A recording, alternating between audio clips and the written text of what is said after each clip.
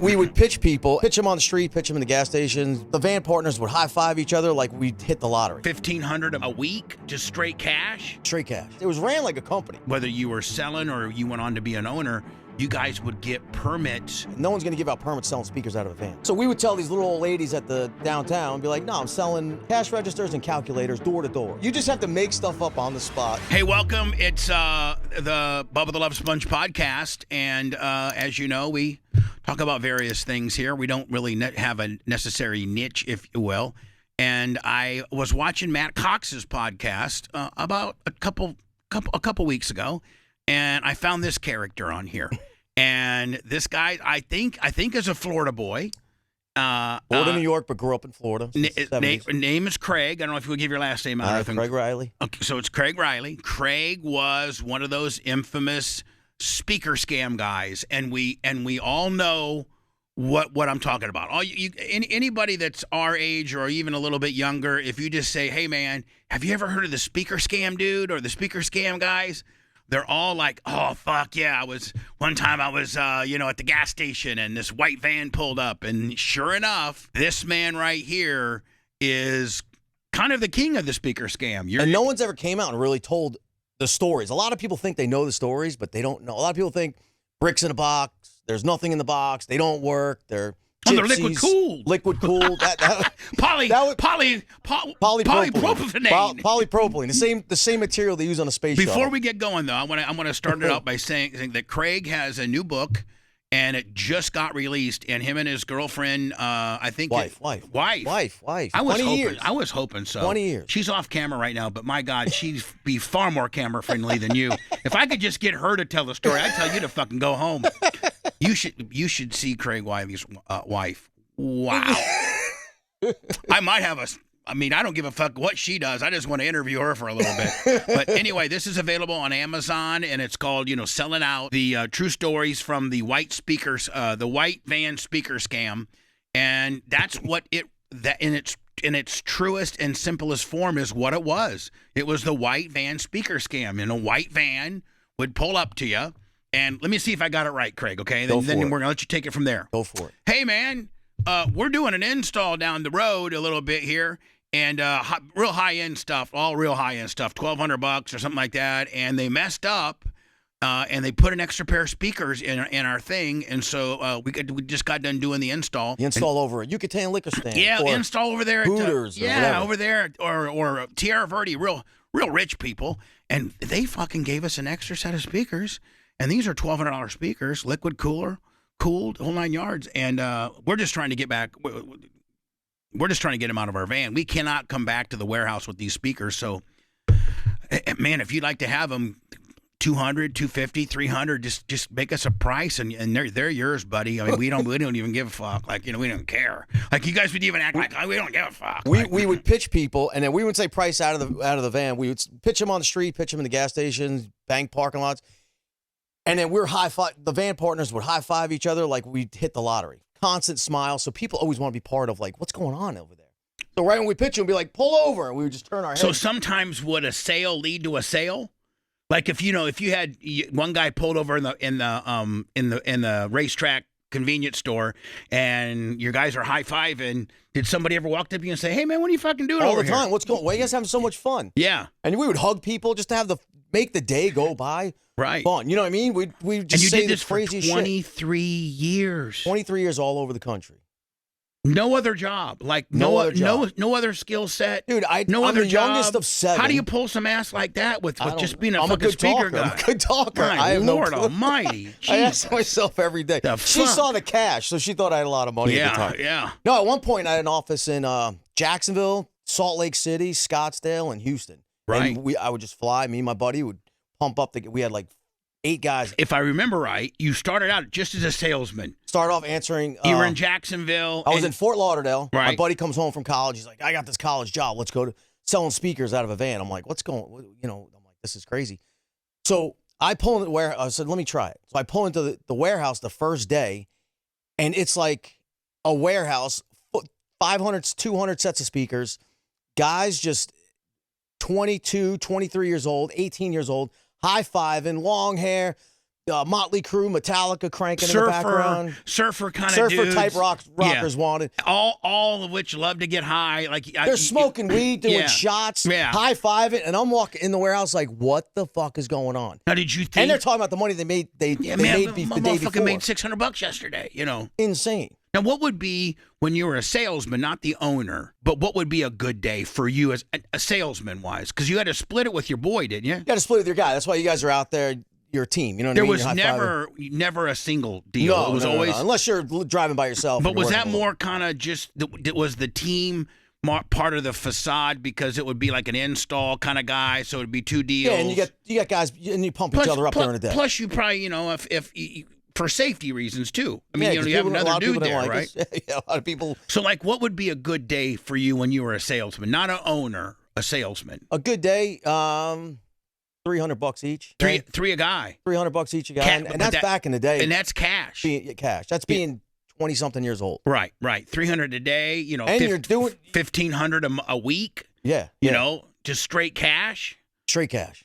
Which would at that sometimes point, you get weed on a trade if the guy smoked weed, whatever. They do all that stuff. How did you ever get any any ass? Yeah. Some of the guys would some of the guys you pull over a MILF and she, next thing you know, she thinks she's bringing home some speakers to Big Papa. Some guys would walk into strip club. They would work the strip club parking lot for the chicks going to work. They would because all those bitches got money. They all have cash. Yeah, and a couple guys hooked up from these sales. So, yeah. Oh fuck, that's all I'd go, just a strip club. No, you can only go once because once old girl got back and said these fucking things suck. Yeah, they're not liquid cool. They're not polypyrofane. These things, polypropylene or polypropylene, the same coating that they use on the fucking space shuttle. And the wires on that, we would make jokes. The wires that attach the speakers inside the cabinet, they were as thin as dental floss. Did you ever get any stories of, hey, these speakers were pretty good? All the time. We're like, they're not that bad, or some people. The Mexicans, when they bought, you'd pitch the same guy 2 weeks later, and they would be like, hey, they don't work anymore. But what do you got today? So they would never complain. The Mexicans would never complain. Right. They never complain. So you started out as a salesman in Fort Lauderdale. In Fort Lauderdale. My first day, I see the owners. I'm not shitting. They pull up. Three of them pulled up that day in a Jaguar. One had a Jaguar. The other two had Porsches. They get out of their cars, and they're 25 years old. So I want that. Yeah, absolutely. I want that. I don't want this. And that's how old you are, 23, 24. I was 23 years old, 24 and you're like, look at these motherfuckers. They're a couple years older than me, and they're fucking flossing. And they're loading us up, and we're going to work, and I don't know what they're doing. Oh, they're whatever they're doing. Whatever the fuck they're worried about you guys coming back with the cash. Exactly. At your largest, not when you owned, but when you were a salesman, how many vans would go out in a day? How many, what was I had my company? No. When you were a salesman, like, how many sets of vans were there? Like five? About five vans. 5 vans. Yeah. Now, would you guys always come back with, and how many sets would they give you? They would give us as much as we wanted. Like, sometimes we're like, dude, we're pumped. Let's go. I want 10 sets on this van. Let's go. Today's Friday. Let's go. Or there was 10? Yeah. There was quotas. There was weeklies. It was ran like a company. Right. There was weeklies. There was monthlies. There was dailies, bonuses. They would give out cash bonuses. Sometimes they would get hookers. The guys, the owners would give the guys, when I owned my own company years later, that was some of my bonuses. Hookers. Come on, I'll get a call girl. I'll get absolutely. A call girl. What would be your volume on the average as a salesman? As a salesman, quota was 15 sets a week. Okay. Quota was 15. So anything, you had to do at least 3 to hold your weight, or else the guys start making fun of you. So you had to average out 3 a day to hit your quota, because if you ain't hit your quota, the boss man's probably gonna. I mean, can they shit? Can you? Or? Not really. I mean, if no one likes you, you're gone. Right. Like if you fit in, you're fine. Right. It's because a lot of people would answer the ad. They would come to work and like, what the fuck is this? Now, did you ever get anybody coming in and saying, "Man, this shit's shady"? I was thinking I was gonna be a waiter or some kind of bullshit. All the time. Like some dude that had no idea about how they would have no idea. And sometimes when I became an owner, I would hire 10, 15 guys, and I would say, "Come in on Wednesday." So they would all show up, and then we would tell them about the job, and then little by little, like half of them would trickle out. Like leave. And then were they like scaredy cats, like pussies? Yeah, the pussies. All the time, people would be like, you'd pitch them, they're like, get a real job. And you're like, motherfucker, I make more money in a day than you do all week. But I was reading the book and also watching the Matt Cox interview you did, which was brilliant, by the way.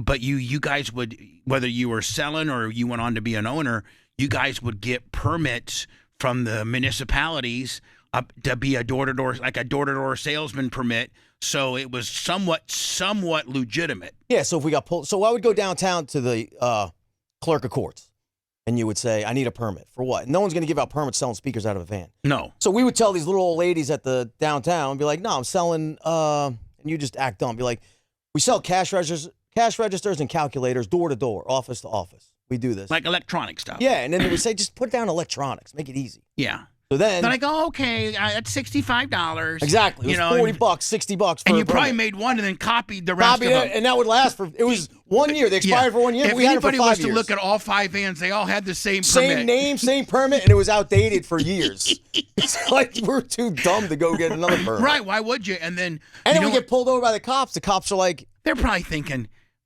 these motherfuckers ain't slinging meth. They're not in here fucking killing, with heroin. They're just out here doing the speaker deal. They got this fucking permit.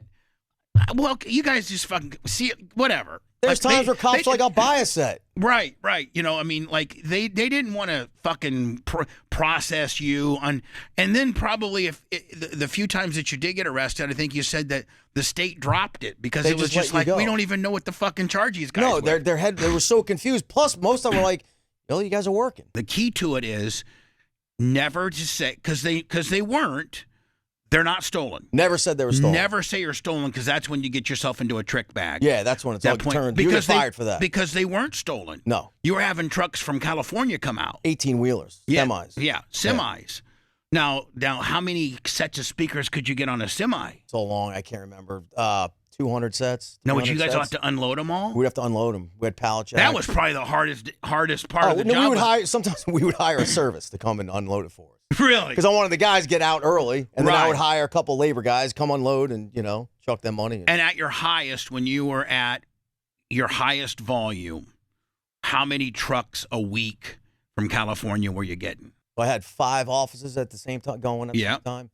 Truckloads, I would say, the office would get about 2 every 2 weeks. A truckload every 2 weeks? Yeah. Some areas were better, some areas were worse. Now were they, because they weren't stolen? No. They were probably China shit manufactured. Yeah, but they all worked. No, they did. They did. I have my own story that I'm going to tell you about. I don't want to hear it. Because you spent some time in Tampa. Yeah, I spent about a year and a half. Right. I don't think it was your outfit that I dealt with. I'm in this Tyrone Isuzu lowered pickup because I was the spokesperson for Tyrone Isuzu. So they had the Bubba truck. And they had it with remember when you had the neon and all that, and they had my whole back of my tailgate area were some woofers, had a sound system of shit in there.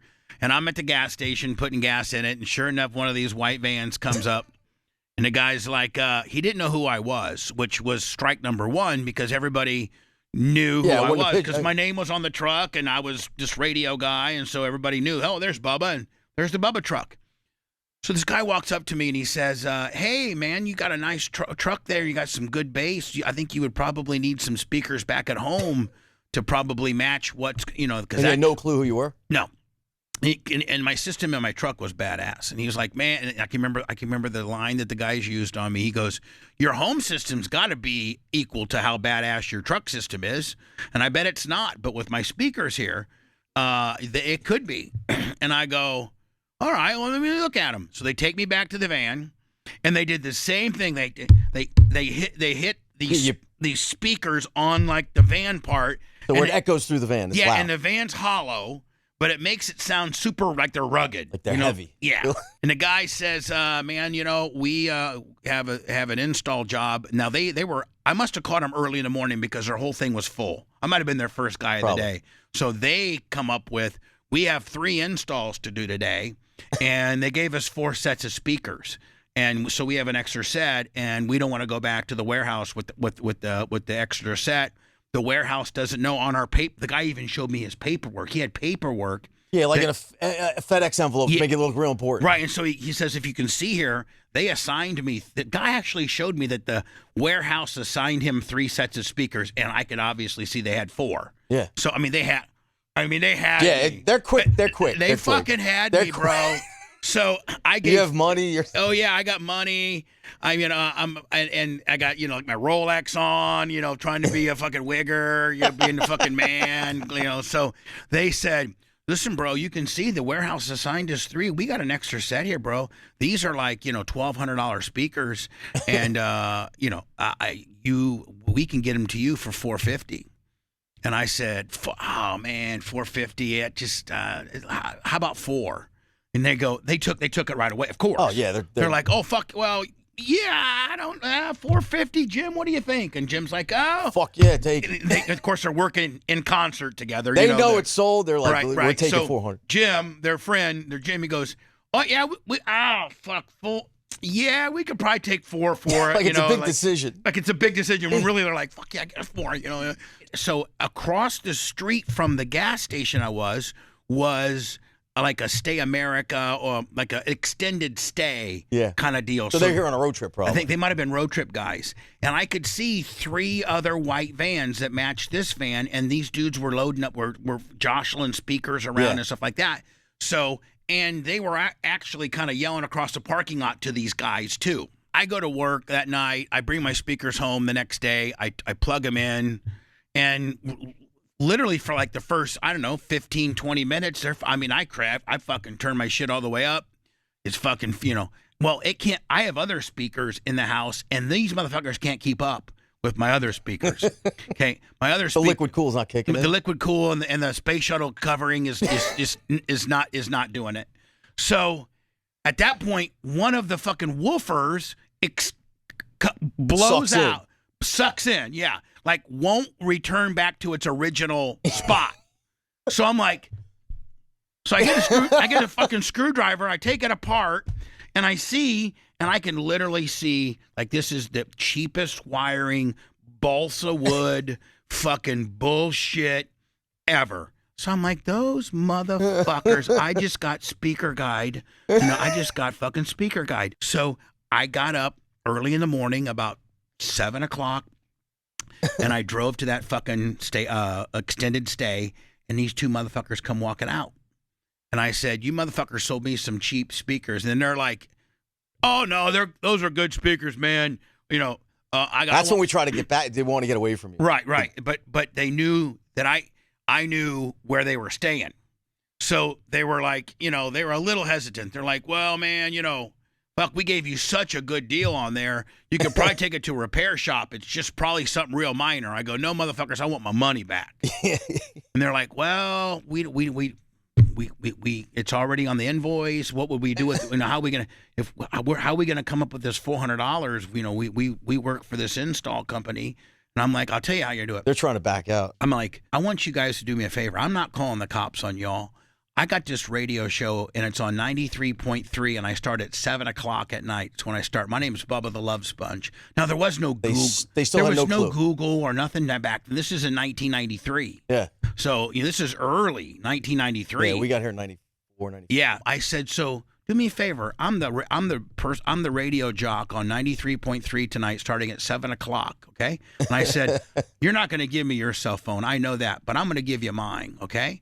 So at 7:05, when my show first starts, just listen, and then we'll talk. So I get on the air, 93.3 Power Pig, Bubba the Love Sponge. Let me tell you something. There's these guys on Ulmerton Road in US 19 in Ulmerton that driving these white vans rolling around town trying to sell speakers to people, and then got me for $450. And these guys are not to be trusted. I'm telling you right now. They had to leave town. I go to a commercial.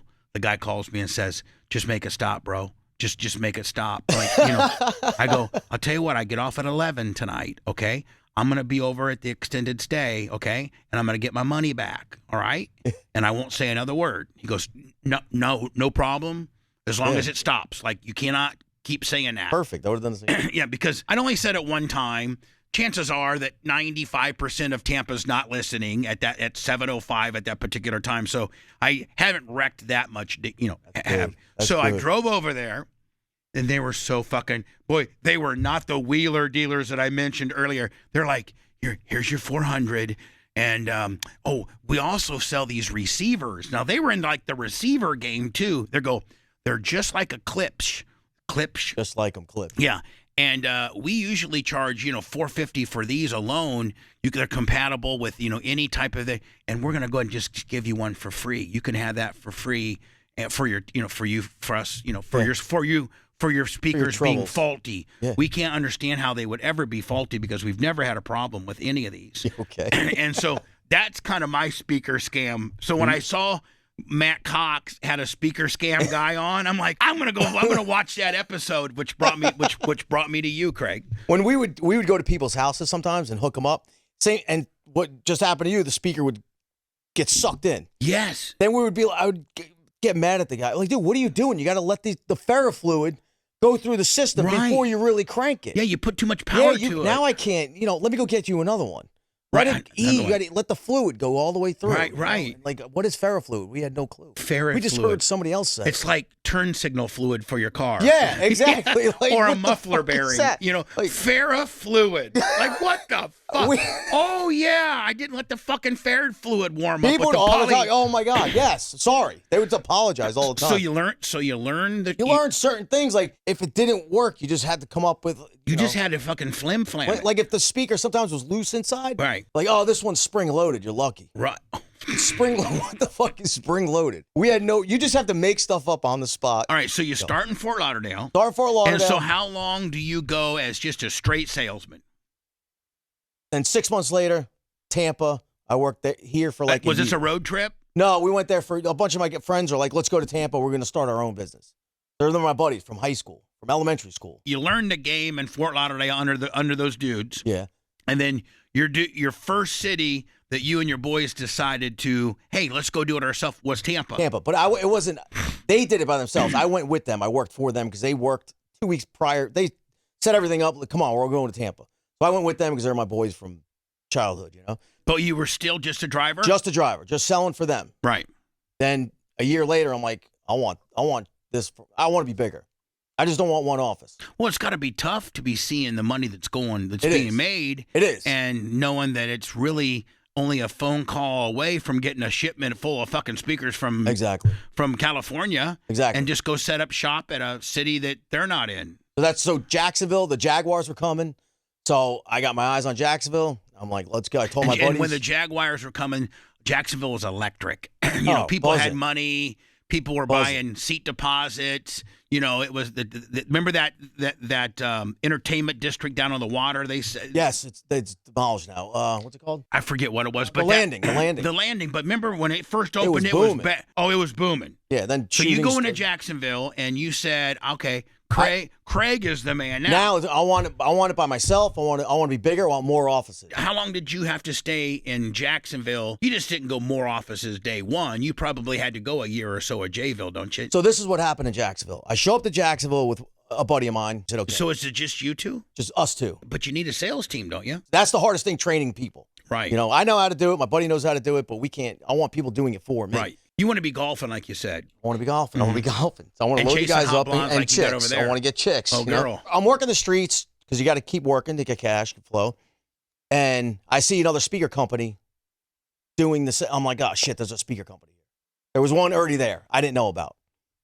So 2 weeks later, I pitched this guy, big black dude. He's pissed off. He's like, you fucking sold me speakers, pull over. And I'm like, I didn't sell him speakers. I just got here. Well, he just saw a speaker dude and thought it was your company. I pitched him on speakers. Hey, guy, you want a set of speakers for your house? He's like, yeah, motherfucker, pull over. You sold me a month ago. I'm like, all right, I'll pull over because it wasn't me. I wasn't here a month ago. So my head's spinning. How do I not get my ass kicked? And then I'm like, you know what, dude? I'm like, I know who sold you. I'm like, their offices off of St. John's Bluff. That's a road out there. I said, come on, follow me. Yeah, now, hold on. There. Meanwhile, let me explain to people, this is your competition. This is my competition. This is the guy that you found out was already in town. He's pit, yeah. And so you told the big black guy that where the offices were that fucked him on his speakers. Yeah, and I told him, I said, dude, I'm in town trying to get my own office going. Let me show you these guys where they Let me show you. First of all, I didn't sell the speakers. These motherfuckers They did. I'm like, and here's their office. Exactly. Follow me. He followed me because I was only like a couple miles. I'm like, they're right here, and they get back around 4 or 5 o'clock. So then a week later, a couple days later, I don't know what it was so long ago, I'm sitting at my house. I have 5, 6 dudes show up at my house from the other office. I know they're from the other office because there are a couple fans out there. The office the black guy went to. Yeah, the office the black guy went to. So I'm like, fuck. So I'm like freaking out. You're thinking, I'm either going to get killed. Get my ass kicked or you're probably not thinking anything. I was thinking I was getting my ass. I thought Right. there's something. So I grabbed my Glock, my Rottweiler. That's all us white trash need is all a you need. Rottweiler and a Glock. That's all you need at 25 years old. That's white trash survival, isn't it? You got Throw in a bag of weed in there and we got ourselves a night. So I got my Glock, thinking I'm all cool. And you're Roddy. Thinking like I'm a gangster, but my Rottweiler was the biggest pussy. Right, your Rottweiler's. Yeah. My Glock wasn't even loaded, probably. I just Right. had it because everyone else was buying it. Right. So I'm at the curtain by the window. I'm like, what's going on? Like, we want to talk. I'm like, what do you want to talk about? They're like, open the door. We need a job. They're like, what? We need a job. I'm like, oh, fuck, okay. I open the door. I'm like, come on in, They're like, some dude a couple days ago showed up at our warehouse, got in a fight, the black dude. The black guy. Got in a fight with the owner. The owner got pissed off. He got his balls hurt, whatever. So he got scared. He packed up and left. All the other guys wanted to stay because they had leases. They had a company apartment in someone's name. Right. Part of the group. But so the owner got either his ass kicked or scared. Scared or got his ass kicked. The black guy probably said, I got a whole bunch more where this comes from, exactly. motherfucker. So thank God for big black guys. Thank God for big, that should be your next book. Thank God for big black guys. So he catapulted think me. about it. That big black guy single-handedly. Yes. I mean, you would have never opened Salt Lake City. You would have never opened, Paducah, fucking Kentucky, all that other bullshit. If that big black guy hadn't done you a favor, I never thought about that it. motherfucker should be getting 5% on the backside. He's getting a kickback. He should be getting a kickback. You should have actually used that as a template for other motherfuckers. Like when you would roll into Salt Lake, and eventually there would probably be another speaker guy, is you just had your resident big tough black guy go down there. And say you sold me some motherfucker, right? I should have. That's where you fucked up, Craig. You always got to have a big, tough black guy on payroll. So I was like, so now I have an office instantly. I got to go rent a couple. So you go back, to that warehouse that the big black guy scared the owner out of, and you take over. I take over the warehouse. The warehouse. So now, because I go to the management company, and I'm like, listen, homeboy's gone. Homeboy's gone. I got the same business. I'll pay the bills. So I move right into his stuff. And all they want is their space leased. Yeah, they didn't give a care. fuck We don't care. if it's you or her or the next guy. Exactly. They're gone. I have an office instantly. I go out and buy, rent 2 vans, buy 2 vans. I need these guys. These guys want to work. They're money hungry, and they got to feed their habits. So that's Jayville, right? That's Jayville. And this is on your own. This is on my own. And how long do you guys run Jayville till? I was in Jayville till I'm still. I'm not doing it anymore. I haven't done it in like couple weeks. I did it in the parking lot. You haven't done it for a while, but was it hard to get out of the game? So hard. Because it's almost like an addiction where anytime you see easy money and you're really good at it, and you've had success at it for a long period of time, it's tough to walk away from it. And I didn't go to college. Youngest of neither did 7 kids. I didn't go to college. So I'm like, what am I going to do? I know how to make this money. You're doing something right, cousin. I'm just telling you, what the fuck? Now, you must have a 12-inch cock. I'm black just saying, from the waist down. Man, Jesus Christ. No, then I'd be starting an OnlyFans account for old mama. You'd never have to ever work. I mean, you'd be making $100,000 a month with those silky milkies. I'm just telling you. That's hilarious. So one of the guys were smart. One of the guys was like, let's take a road trip to Omaha, Nebraska. Now, was this your first road trip? First road trip. So, well, other than I guess Tampa kind of started out as a road trip, but you guys set up camp down here then for a while. Did Tampa end up being a good market for you? Florida's not really the best market because once you get out of Florida and go west, like you pitch someone, they start off at, I'll give you $100, $200. Here. Here in Florida. In Fort Lauderdale to Jacksonville, Tampa, everywhere. Yeah. It's just pulling money from these people here hard, or they're smart, or they're slick. Or they're white trash. Right. Out west, you pitch someone, and they're like with a smile on their face. $450, fuck yeah, no problem, and buddy. you're like, I think this guy's well, because gas is $12 a gallon out there. You know what I'm saying, right? There's nothing to do in Omaha, so they went to the gym, and saved their money. They're all jacked the fuck up with brand new speakers, right? Yeah, exactly. So we were there for Omaha. Omaha was fun. So you go from Fort Lauderdale is where you learned the business. Then from Fort Lauderdale, you went to Tampa. and your boys started a business, kind of, but then you were just a salesman. And then you take one of your boys and you go up to Jacksonville and say, okay, I'm tired of being a salesman. I want to be on the other side of the deal. And get more structure. Like I made it to where it was more business-like. Yes. I had a break room in the office. Yeah, I mean, you know you're official when you got a motherfucking break room and a soda machine. and a fake permit. And a fake permit on the wall. Right. It's always there. The permit's always there. And sometimes you would hire just to keep, because if you want to take a road trip, open up an office, because I wanted to open up offices in other cities. So we would try to hire in every city where we went to. And now, would you try to hire a Craig Riley? Would you try to hire a go-getter, a guy that's a little bit fucking smart, that, you know, that wanted to be a go-getter, and like, would you like, you know, try to pitch him with, hey man, this could be yours one day? No, because you're always giving them a carrot in front of their face. Right. You know what I mean? You're always giving them something. And probably all the people that you hire are all degenerates. I mean, they are, but they're smart motherfuckers. It's crazy. Some of the best employees are addicts. They're all, and they'll work their fucking ass off. You know, like construction people, they'll work their ass off Monday, Tuesday, and Wednesday. And so they can get high Thursday and Friday and surf and do whatever it is. But they'll work their ass off to get the money to satisfy their fix. And you know, but they're, again, like, they're some of the best workers you can get. So, you know, you didn't get that guy that graduated from University of Gainesville. No, but all the time I'd get guys, I'd put it in the paper. What would it say? Surfer, you know, rock and roll to the tune of 1,000 to 2,000 week cash daily. Surfer type rockers wanted, 420 friendly. Hold on, surfer types 420 friendly. Yeah, oh, I could imagine you could do a reality show and just the motherfucker showing up to work there, right? Dude, it was, you'd get guys with resumes that just graduated college. You'd get guys that just lost their job at the bank, and you're thinking of excuses like, get out of here. You're not going to fit in, right? So like, would you ever get like a dad?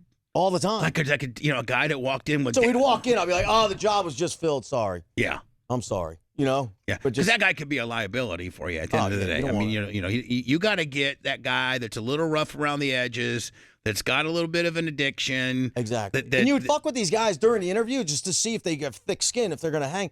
Like, I had a friend that just called me. I haven't spoken to him in a while. So let's practice one thing. Let's say that I'm in your office with the break room, okay? And I answered your ad. And I'm rolling up in there and I'd be like, hey, I want to make $1,000 a week. First of all, I'm looking at him. I'm looking him up and down. Is he going to fit in with these guys? Right. You know, then I'm like, do you have hold on. I don't have gray hair then. I have a little darker hair. Yeah, I'm not 60. I didn't have gray hair either. I'm 35, not 60, okay? So what would you ask me? I would just say, do you have a car? Do you know? Yeah, I do. Okay. You could say no. You're still hired if I like you. Okay, but I had a car. Yeah, okay. I got a car, buddy. Do you have a valid driver's license? Yeah, I'm good. Can you be here Monday? Can you be here tomorrow? Yeah, what time? We start at 7:30, 8. Be here at 8. We start at 8. Okay, I'll be here. You load up at 8. Okay. You know, and then. Now, do you pay for the gas in the van? No, they pay for their own. Okay, so it's all in. Yeah. So you give them the van. I give them the van. I give them the speakers. Right, and then. Did you ever have any motherfuckers run out of gas and you had to go?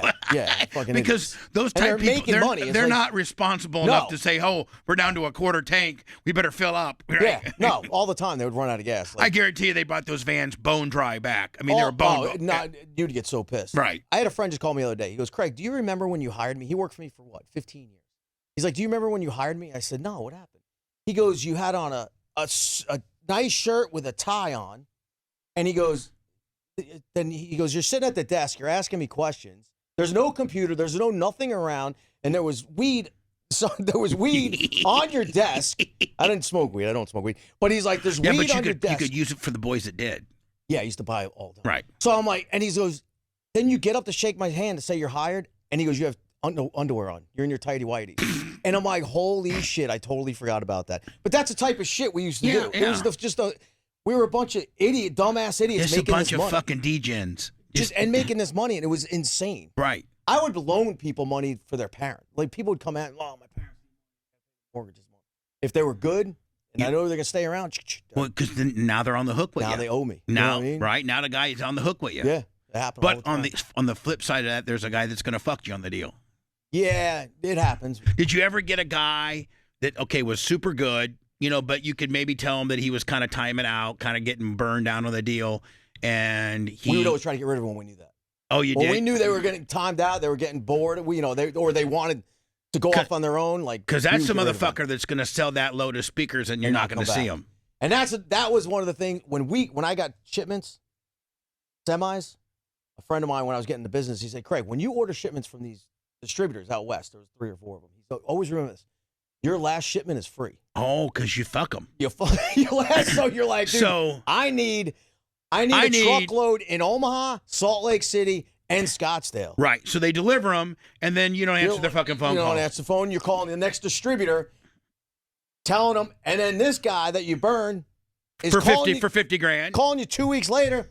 Dude, listen, pay 50% up front, and I'll front you the other stuff, and then we'll work it out. It was so bad that you could fuck your distributor. They're making crazy money. You could fuck your distributor, and 3 weeks later, he was begging you back for business. Begging you back for business. What type of money were? So if you're getting them for, we have to establish like what you were buying them for back in the day. $75 for two. For two 75. Yeah. So and after a while, it became home theater. So figure, let's round it to $80 a set. $80 a set. That's what your price is. Yeah. And they're going out, and did they have minimums or? So I would charge my guys $200 per set. Oh shit! So I made it into an office. So you didn't even get the upside of past 200. No, I would charge them $200. No, I know, but that's then I all would get bonuses. But that's like that's what like so you're looking at 120 profit per set. And most of them would do 3 or 4 a day. Yeah. So okay, but with 5 crews going out. With 4 vans going out. Now, did you have different deals? Like, let's say you had a fucking rock star of a dude who's just a fucking rock star. I got one of mine, Bish. Alex Bish. And he could just fucking sell anything. Dude, he could sell you your radio shit. Like, he could be on your air tomorrow. He would trick you. He was so good. He comes to me. He looks like Sam Kennison. 10, 12 years older than all of us. Older guy. Smart as shit. He comes to me knocking on my door. Well, what city is this? Salt Lake City. Salt Lake City. Dude, listen, my name's Alex Bish. I promise you this much money, or this many sets. Our quota is 15. He goes, I'll do 20 to 25, sometimes 30 sets in a week. He goes, but you got to pay my debt with my other office. I screwed them over. They want to beat my ass. You know? I'm like, all right, give me your number. Almost going back to the expression, your last load's for free. Yeah. So everyone has his last load. Even Alex fucked his last employer, right? So he shows up. But you had to make it good. I had to make it good to get him, so I paid. It was only like $400. Right. So okay. I'm like, all right, and the guy was incredible. And we would go on these road trips, and he was older and he was smart, but drugs, any kind of drugs, drink. But he said, Craig, you have to promise me that I can go to a bar before I start working every morning. I said, for what? He goes, I got to drink my Grand Marnier. Grand Marnier. Yeah. Elite liquor. Okay. Yeah, it's a nice cognac kind of deal, yeah. He would find a bar that would serve him early in the morning. But he was upfront about it. Upfront. So he would be like, nice guy. Hey, boss man, I'm just going to tell you I'm a fucking DGen. Yeah. And I got to start my day out with 3 shots. And if you don't like that, then don't hire me. Fuck, yeah, exactly. Oh, and pay that $400 debt for me. Yeah. But I'm yours. So I'm paying the $400 debt. We go on a road trip. I check into a hotel. He's like, I don't have any money for a hotel. You know, I'm like, I'll give it to you. We just made $300 today, whatever. He goes, no, I'm not spending my money on a hotel. I'd rather sleep in a van. I'm like, you're not sleeping in the van. He goes, let me borrow the van real quick. He goes to the pet store, comes back with a rat that he buys from the pet store. A rat. Then he goes to the front counter, we're in there for 3 nights. Then he pays the hotel for 3 nights. Prepaid. Out of his pocket, yeah. Because first he didn't want to pay, and I'm like, why? So he goes there, kicks him off money for 3 nights. Then he goes to his room, and then he knocks on my door. He's like, watch this. And he goes to the front desk with the rat in a pillowcase. He's like, this fucking rat is in my room. What a great scam. And I'm like, what the fuck is this? And I'm like, you need to make that part of your template. Dude, and I'm like, what are you doing? That's fucking brilliant. They gave him the week free. That's brilliant. I'm going to use it. That is fucking brilliant. The guy was shit like that. So he used to call That's brilliant. It was insane. I found this in my fucking bedroom. I want all my money back. Raising all kinds of hell at the front desk, right? They're just trying to calm me the fuck down so that nobody else checking in hears that I got a rat problem. Yeah. Meanwhile, they really don't have a rat problem. No rat. You bought it Cute little rat. for $3.46 to be somebody's anaconda boa food, right?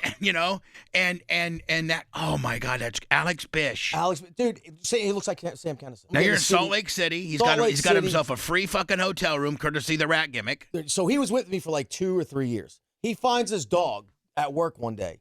So now it's his dog. Right, now, what city you guys in? Still Salt Lake? Salt Lake City. Salt Lake City was that good, huh? To be The really. women are gorgeous. Everyone's gorgeous. The guys, everyone's good looking there.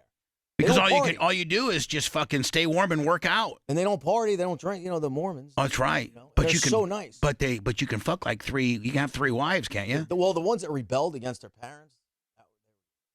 Yeah. But I don't think there's no strip clubs or anything, is there?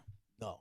That's why they're so suppressed. That's why the women want to fuck. So because we come into town, we're like a circus. Yeah. They know we're not from there. Right. These outsiders are up to no good. Yeah, Florida tags on our van, on our license plate. They're like, I want a part of this. All white vans with Florida tags. Grocery getters. I've been called, get your grocery getter out of here, trying to pick up a And chick. the women were unbelievable. Unbelievable.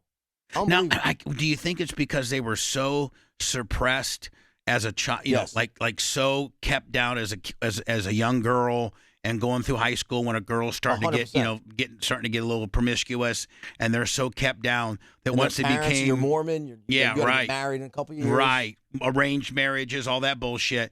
That when they met some fucking rednecks from Florida, they were just kicking it out wide, weren't they? A bunch of guys. And I bet you threw some free speakers here and there. Oh, it was insane. It was insane. So Bish gets a dog. Bish finds a street dog. What was his name? Frank. He named him Frank. Great dog. He used to travel with us.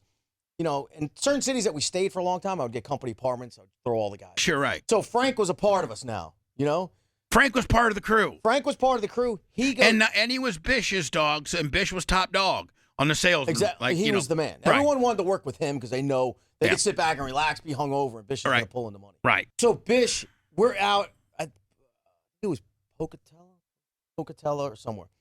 He has Frank with him on the road trip. The motherfucker gives Frank up. Tells the front desk, this fucking dog was in my room. And we're all like, But Frank's part of the crew. Frank's part of the crew, and Frank has been sleeping with Bish for the last year. Frank's his boy. Frank's his boy. He was that fucking lion-hearted. There was a dog in my room, and the lady, I remember going, how is there a dog in your room? Little old Indian lady, Patel, who knows? She's like, I can't believe, and he got... Bish was a fucking beast. He gave up Frank. Now, as the boss man, didn't you step in and go, Bish, fucking, you can't do that? I did, but he's Bish. But he's Bish. He's Bish. He can fucking sell. Hey, Craig, fuck off. Exactly. I'll go to the next speaker guy down the street, you stupid fuck. You don't want to lose me. And I'm going to have him pay off my debt. Dude, one time in Salt Lake City, he doesn't come back with set money. With Friday, he doesn't come back with he doesn't come back with any money. Friday. Everyone gets paid on Friday. Everyone's supposed to show back up. Right. So he's got pay in from that day. I find him at a bar. Whatever. He gives me my money back, and I'm like, dude, I had enough with you. You're done. So Bish actually flamed out on you. Flamed out. Or timed out. Timed out. It was going to happen one day. But the guy, he was so nice, whatever. So I said, you're done. And just think about the money that Bish made you, motherfucker. Tons. So after a week or two, I'm like, man, I need these numbers back up. I got to get him. So this is how smart he was. I go to his house. He's got sheets in his apartment. I'm like, dude, I need you back to work. He's like, all right, cool, perfect. Come on in. I go in his house, and he's got purple sheets all over the house with strobe lights. I'm like, what the fuck is going on? He's like, dude, I had to make money. I'm like, what's going on? He had our speakers. He took out of the van. Of course, sure. Set up. And he's when like, they blew, he just got some other ones. Yeah. So he had to. So you he got to went hook up down. 4. You got to hook up 4 for 2 to work. You got to. It's a numbers game. So he went to the local hospital, told them he works for the animal shelter, that he needed sheets. He dyes the sheets purple, puts them all over his house, and he lived downtown, but where all the clubs are. Salt Lake clubs close at midnight. So he was passing out flyers for an after-hours club, charging people, I don't know what it was, $10 to get in. And he'd have a little makeshift. So he had a makeshift nightclub in his house. And it was just a strobe light with purple curtains. With purple sheets. And he'd play some fucking music. Yeah. Over your speakers. Yeah, my speakers that he took from me. Yeah, exactly. And it would be like, because these clubs close like at 11. So motherfuckers want they want to get their drink on till 3. Exactly. So was he selling alcohol and no fucking? I'm sure he was. He was He was a survivor. So he would tell me all those years road trips, like, yeah, I could have gotten this university. I was a straight A student. A guy that's got to start his day off with 3 shots of Grand Marnier usually is not going to be your first person that gets into the University of Florida, right? Yeah, exactly. Right. That's what you're thinking. Yeah, I think it was, he told me he had Columbia. Columbia, which is one of the most prestigious. I didn't know at the time. I didn't go to college. Columbia is, I mean, fuck. There's doctors and lawyers that can't get into Columbia. Well, he told me he could have went there. Right. Years later, we'd take a road trip back. I used to get the guys going back to different offices. So if they're getting stale at one city, I'd fly them to Salt Lake City. They weren't getting along with this guy, I'd fly him back to Jacksonville. When you were running hard with the speaker scam, you always had Salt Lake, Scottsdale, and Jacksonville.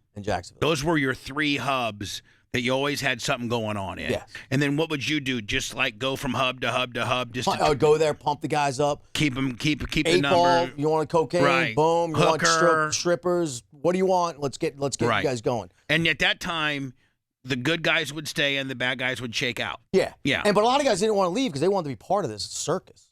Right. I only thought, when I first started, I thought it was only going to last. Now, what would the average guys work? Like, what time is, like, if a guy loaded up 5 sets and he sold them by noon, would he come back and get 5 more, or was he done? Depends on the person. Right. Well, I'd be like, meet me back at the warehouse. I need more sets. You know what I mean? But some motherfucker would be like, I'm going to go back to home my and take a bills nap. are paid. I'm going to smoke weed and get it done. So one time, Bish is back in Jacksonville, and he's with me for what, like 2 years now. Nicest guy. And then I get a phone call, and it's a detective, and he's like, "Do you know Mr. Alex Bish?" I'm like, "Yeah, what's going on?" Found him dead on the floor. He sold these guys 2 sets of. This is how good he was. He sold these guys 2 sets of speakers for $600. Now this is in Jayville. In Jayville, Ponte Vedra. That's an affluent area. But people don't realize that isn't crackhead Jones. So, no, Ponte Vedra is that's where why we always stayed in nicer areas, just because on road trips, because we don't want no trouble. So Bish ends up selling these 2 kids, 2 sets for $600, and then gives them a sob story. He needs a place to stay. Moves his shit in. Now he's their roommate. He just burned them for $600, and now he's living with these guys. And I was telling, this is a couple weeks before he died. I'm like, Bish, you can't live with these people. They're gonna. He's like, oh no, we're cool. They know how I sell speakers. That's how good he was. So now I get a phone call from this detective. He's like, Bish is, he found him at his house, blue. He's like, what the fuck is going on? The detective asked you, what the fuck's going on? He's like, I'm whipping out, I'm in his pockets, Polaroid of a naked chick, whippets, the whippets banging and clanging on the floor. There's 2 or 3 whippets. He's like, I'm pulling whippets out of his fucking pocket. He had weed. He had a cap gun, a pack of firecrackers, and a yo-yo. The cop is like, what is a yo-yo for? What the fuck? It's not even 4th of July. No, this is a clown show. That's how it was. That's a typical. A cap gun, a yo-yo, a big wad of cash, weed, a picture, a Polaroid of a chick, a naked Polaroid of a chick, and he's dead. And he's dead on the floor. And and I said, what happened? He goes, they were all passing around GHB. I guess you're supposed to take a little bit. Yeah, a capful, like literally, like the NyQuil caps. Yeah, like half of that. Okay, that's not Bish. Oh well, yeah, he's not taking. I got to think. I don't know him. God bless him. Rest in peace. But he was to the rim. Let's go right to the rim. The kid was. I was like, what the fuck? I went there the next day because his sister. I found that GHB shit. And back then, in probably the Bish days, it was called Renutrient. And and all the bodybuilders took it, and you could go to like GNC or any of these places, and now you could get it illicit stuff too, but the Renutrient that they were selling like in 90, we'll see, what year did Bish die in? Oh, I can't even remember. Well, from like 92 to like 2000, like 96. Yeah, that was all, it was called Renutrient. And it was in this jug that you could buy it at GNC, and it was yellow, and it literally tasted like fucking battery acid. But you would do a cap of that and just trip your fucking balls off. And they sold it at GNC. GNC for like $39.95, and the bodybuilders used to use it they'd pump you, they'd work out real hard, and they would hit that, and it would make them tired. and it was like for recovery, like so that you could take a nap and trip out a little bit and then go and work back. Do they still sell it? Are they allowed? Oh fuck no, it's so illegal. It is so illegal. Oh yeah, it's bad. I had a girl one time. And this isn't my story. It's yours, but we're telling stories here. I owned a nightclub called Planet Bubba in Spring Hill. Yeah. And within my nightclub, of course, I had my own little VIP room. And I had 2 VIP rooms. I had the VIP room for the consumers, and then I had the owner's VIP room. So I'm in the owner's VIP room, and I got this fucking hot bitch. She's so hot. I mean, like, almost as hot as your wife. Like, she's so fucking hot. And I'm just pouring. Like, I got my own private bartender in my VIP suite, and I'm just pouring drinks down this bitch's fucking throat, trying to get her all fucking loose. So I lived about 45 minutes away from the club, and I had this big ass 560 big body Mercedes, and so she's like, let's go back to your place. Slow. Well, I had some of this fucking Renutrient. This is like 98, 99, and so it's in my car, and you'd do a fucking cap full, and you would just be, fucking zooted the fuck out, like, and so she starts doing plural caps full. So I'm a 300-pound man, and one cap would fucking put me on my ass. I mean, one cap would make me retarded. She's downing him? And she's like, oh, I really like the way this is making me feel and everything. And I'm just like, I can see my pussy drying up real fast. I can just see, because, you get to the point where you gone too far. A drunk girl is really hot and sexy in bed until she's not. Yeah, you get to that point where she's fallen off the cliff and she's just a dead fucking lay, or she's not. She passes out or something. Yeah, and you're like, oh. So we get back to my house, and I put her in the bed. And I wanted to take a shower because I was sweaty and stuff like that. Realistically, she probably should have taken a shower too. But she's like, I just want to lay down while you take a shower. I just want to lay down. Okay, I just want to lay down. I'm like, okay. And I mean, when you got some pussy in the bed, you take the world's quickest shower in the world. Quick. Like a minute. Yeah. I didn't even wash my hair. I just washed my balls and washed my underpits and washed my asshole. And now I'm going to get to fucking. You're ready to go. So by the time in 1 minute, by the time I got back to the bed, she's passed out. And I'm talking about like fat guy snoring, like, like me. Yeah, like, women, like my fiance, she snores like really light. Like if she's really, really tired and maybe she's taking a little Xanny or something, she'll be like, Yeah. This real, just real ladylike, like. This one's like a train. This bitch is. And I'm like, Andrea, wake up. And I'm like, well, I know there's no fucking. There's no fucking going on. So she's like, I don't feel good. I'm gonna pass out. I don't feel good. Well, I'm trying to engage her and talk to her. So, because I know that GHB can be deadly, as you know, with Bish. Now you're like an Eyes Wide Shut scene. Yeah. So I'm like, okay, I'm not getting any pussy. Now I need to make sure that I don't have a murder charge on my fucking ass here. Okay. I mean, for real, shit got real fast. You know what I'm saying? When you think you're getting some pussy, you're like, oh yeah, cool. Now when you think you might be going to prison for life, you're like, okay, I'm about to fucking shit's getting real. So I call my doctor friend up, and I said she's in a fucking G-hole, and he's like, okay, the thing that you got to do is the only thing that can really fucking take a person out of a G-hole is sugar, straight sugar. Because wait, you had a doctor on call? Oh yeah. The one the plastic surgeon. The boob guy. The boob guy. He was just started his practice back then, but he's a full blown doctor. So he's also a lawyer too. He's fucking went to Duke. He's a badass. So he goes, do you have any? And I happen to have a 6-pack of Coca-Cola, and Coca-Cola has 53 grams of sugar in it. Real Coke. And he goes, do you have any like sugar, like straight granulated sugar? And my mom and dad had just been down the week before. I don't have any use for sugar, but my mom likes it in her coffee. Old people love sugar. Yeah. So I went and bought a big fucking bag of sugar, and I just never did I carry sugar before, but I had a bag. I go, yeah, I got a bag. He goes, I want you to prop her up best you can, and I want you to take a fucking spoonful of sugar and pour Coke and sugar down her. What's this, 2 o'clock in the morning, 1 o'clock? 2:30, 3 o'clock, snoring like a lumberjack, and I'm pouring sugar and Coke down her mouth, and she's like, and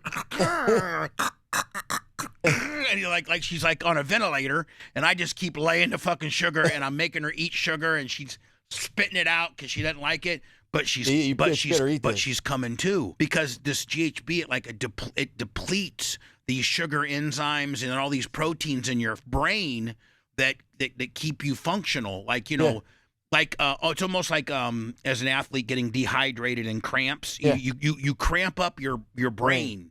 Your brain cramps for the GHB depletes all the sugar. So I'm just giving. Finally, it was just like a scene from Pulp Fiction or something. Finally, I just had given her almost 2 cans of Coke now and probably 6 teaspoons of sugar. She waking up? And she finally goes, and she threw it all up. Thank God. Threw it all up, but instantaneously now she's like Are they you almost put those, you know, you put the paddles of life on Yeah, a guy and they'll be like, it was almost like white trash Narcan is what it was. And don't do those. it was like, it was white. You know how they have Narcan now that if a guy, overdoses on pills, you stick it in their nose and they literally like wake up like it's fucking Christmas. Well, the bitch woke up, and so now what's your thought? Are you getting laid now? no, fuck You no. want her gone? I got throw up all over my fucking shit. I went and slept in the spare bedroom.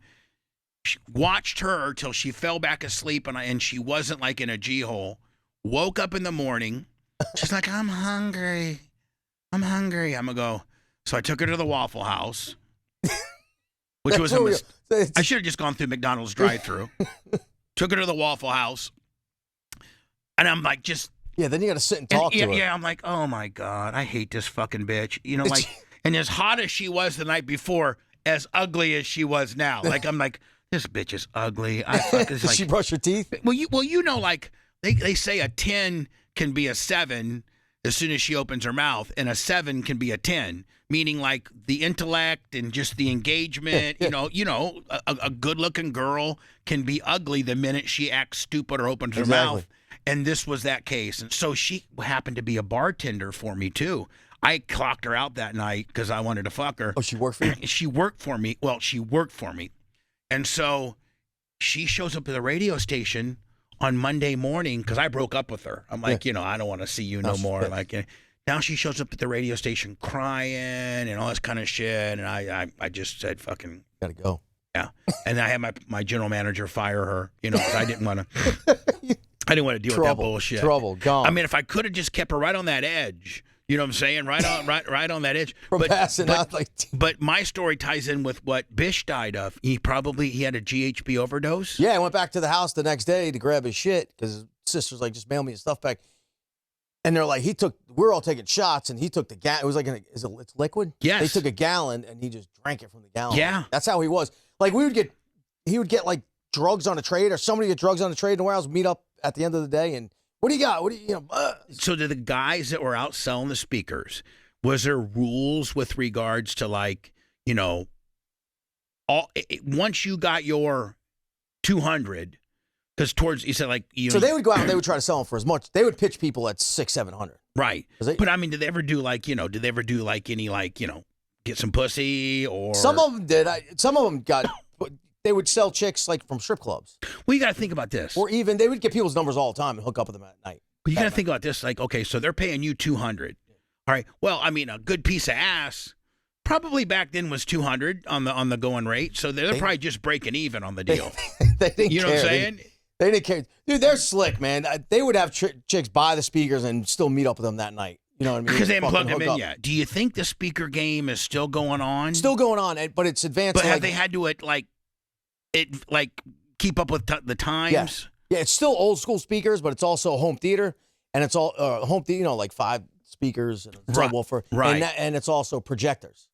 Open with screens. Oh, That So seems a little cumbersome. they still do good. Well, I did that in the past too. Oh, so a projector with a screen and a surround sound Willie, like that kind of deal? Yeah, the whole deal. Now, what would you get that for, and what would you sell that for? We would get them for I think paying was we'd get them for about $150. And the thing about it is with the speaker scam that you had going on, so you're saying probably circa when was your first year? My first year was 90. My first year my first year was 92. 92. When you were a salesman in Fort Lauderdale. Yeah. And then that advanced. Then advanced to Jacksonville in 95. Now, did Google kill you? So that's why a lot of these smart college towns, these kids pick up the phone. There was no Google back then. But it started to come up. But in 94, motherfucker couldn't type down, okay, let me see here. Oh, this motherfucker's made in China. Fuck that. Yeah, Get the fuck out of here. Because back in the day, our manufacturers would put ads in these stereo magazines right next to a JBL ad. Right. Or a Bose ad, then our ad would be right there. Right. So you'd have paperwork to show to guys. So you're like, look, I just grabbed this magazine from Best Buy.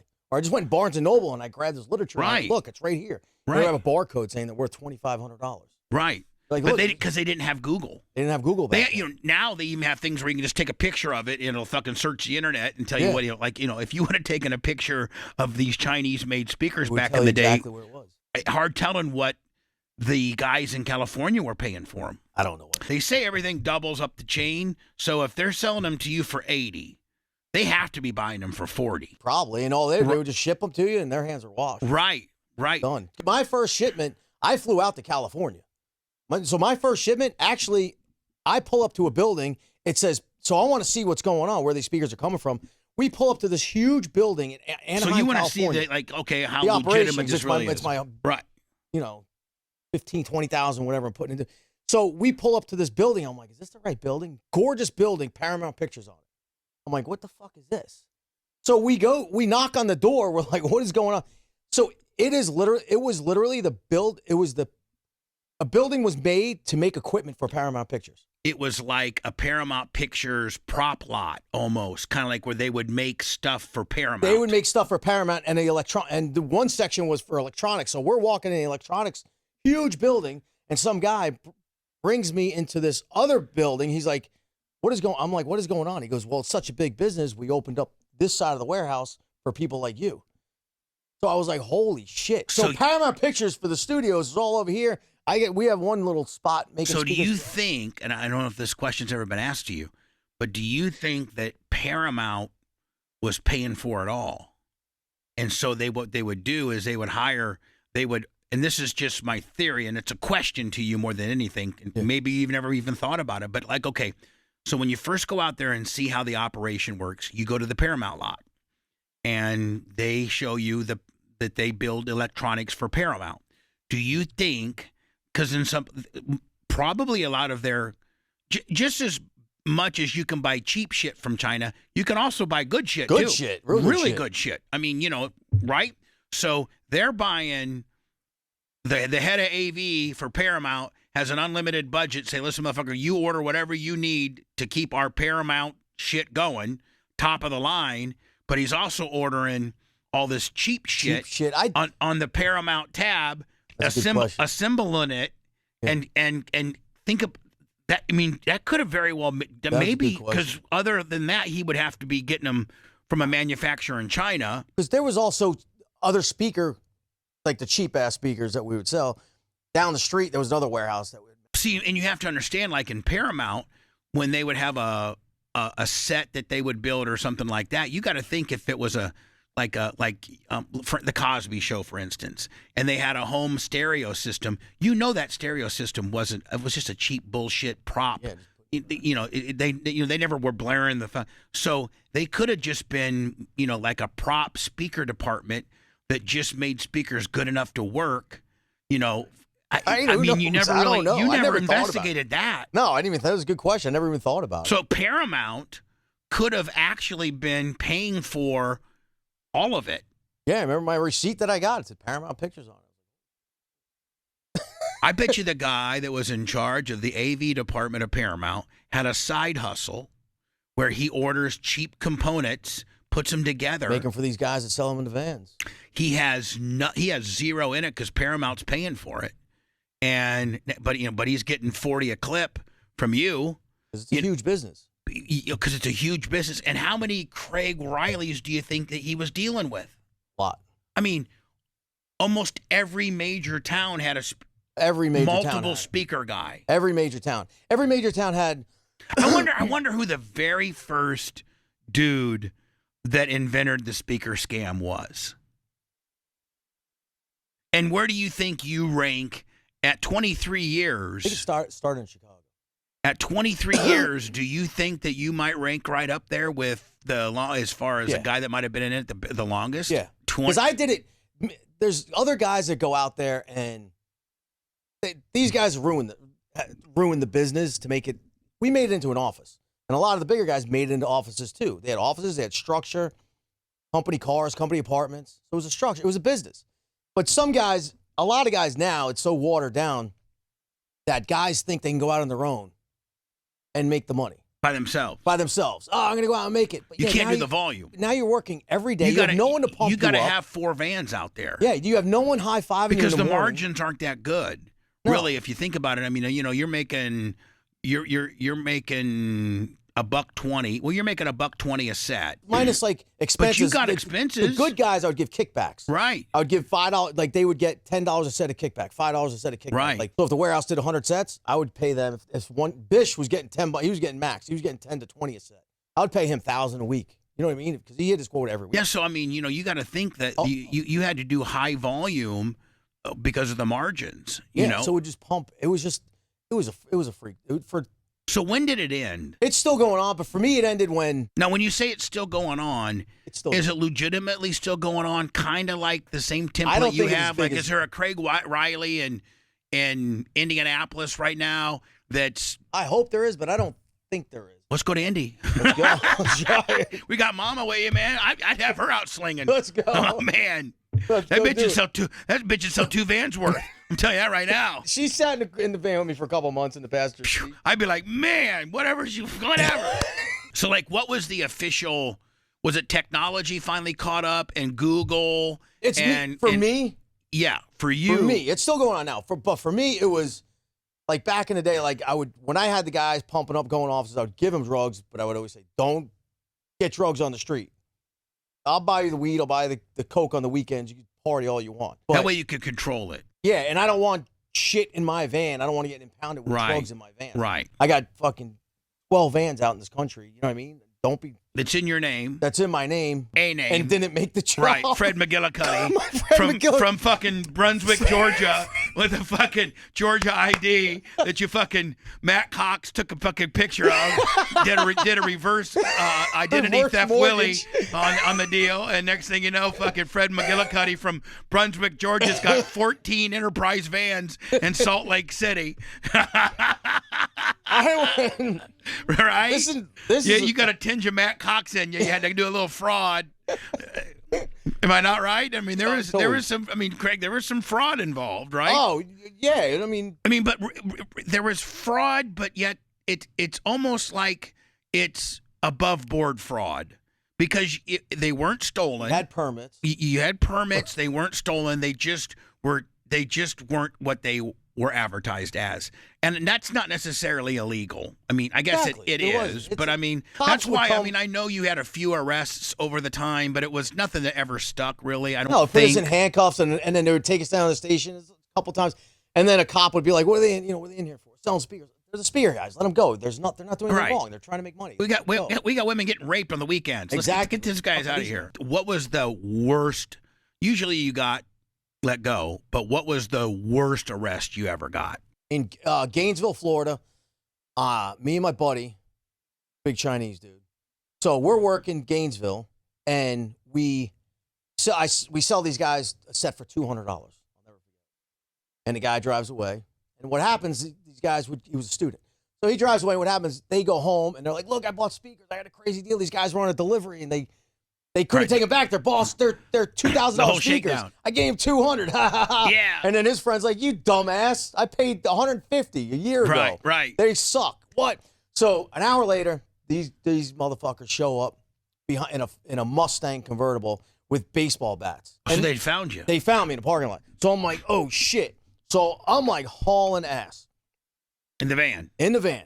And normally, if someone chased you, it could happen once in a while. People would just give up. Like, these guys are too crazy. These guys, these motherfuckers. You start driving erratic, they're like, fuck this. Yeah, like these guys are crazy. I'm not. They're not giving up. I'm like, oh shit. I'm running red lights. I'm jumping curbs, jumping parking lots. You know, my buddy's a big dude. And I'm like, you want to pull over? And he's like, fuck no. He's like, there's 5 of them, you know? Because I'm like, I don't know. So I'm like, shit. So I'm hauling ass. I see a cop coming down the opposite side of the road. And these guys are on us. So I jump the curb, the median, and I go head on with the cop. And so I'm like, and these guys want to beat our ass. There's nothing else I can do. I'm trying to make it back. So let me head on a cop so I don't get hit with a baseball bat. Yeah, exactly. Otherwise, I just killed a cop. Yeah. So I'm the a speaker guy, so I'm not quite thinking straight anyway. No, I just want to get back to Jacksonville. I'm done. So I get so the cop gets out of the car. Me and my buddy get out of the car. We're like, yo, officer. The cop gets out. He pulls out his gun. So I grew up in Fort Lauderdale.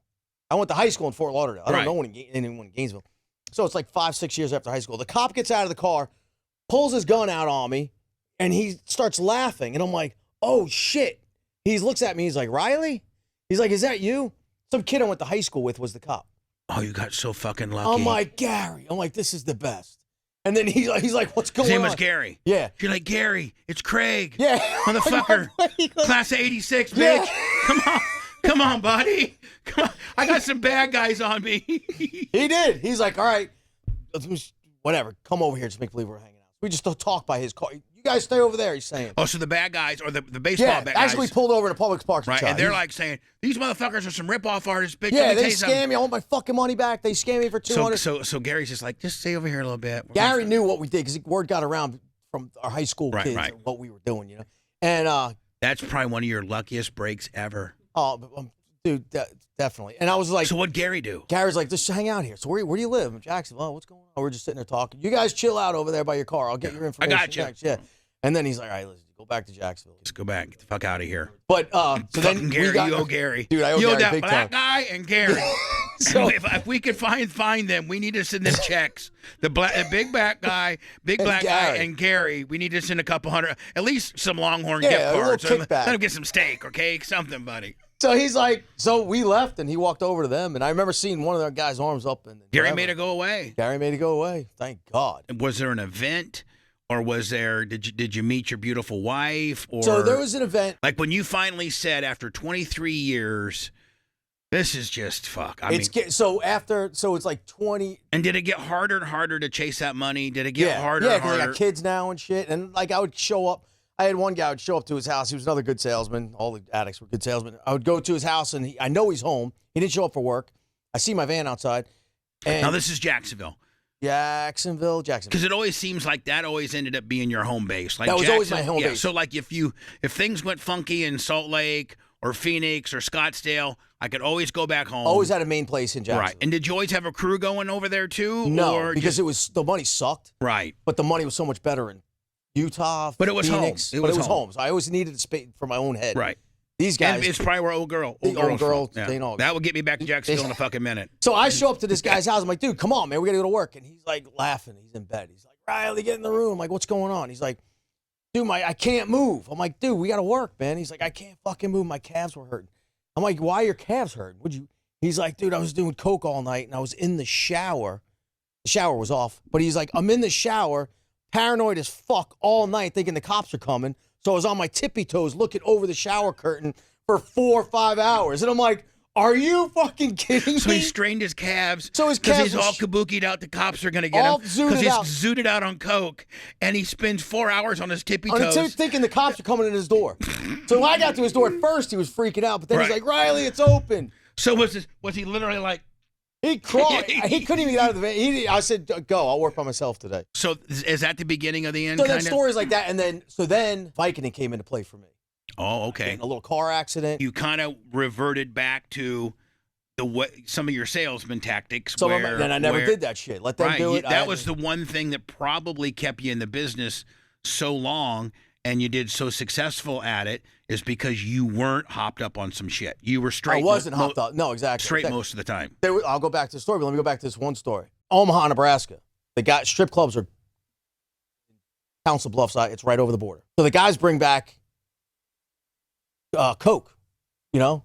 So we did it like everyone's like, dude, this shit's the best out here in Omaha. I'm like, let me get a bump. You know, it's rare that I did. So I did a little bump. It was brown, you know, brown cocaine. So I'm like, they're fucking coke's weird out here. So we're doing crazy numbers, and everyone's doing this in Omaha. Every 3 days, you're doing these bumps, little key bumps, and you're up for fucking 2 days straight. Right. But wide awake, not wired, just cool. So then I called my buddy, and I'm like, dude, I need another truck. I'm like, we're doing good out here.